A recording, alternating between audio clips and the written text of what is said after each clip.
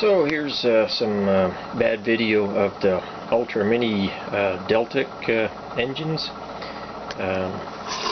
This is the standard supercharged Deltic here at the front, and then turbocharged, and then turbocharged, charge cooled. Try to get a view from the top there, but it gets in the light. Then of course there's the Baby Deltic, and then the Turbo Compound Deltic. It doesn't have a magnet in it, that's why it's sagging there, but I just wanted to show it in the video. So these are fridge or toolbox magnets that are currently available through the Baby Deltic Project. You'd have to call them up or look online for them.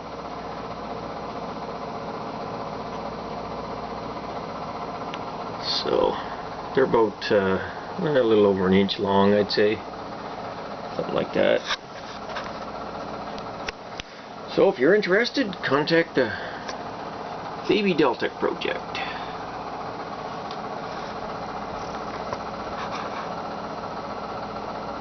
Show you a little better detail there if I can, for video quality. Sorry about that.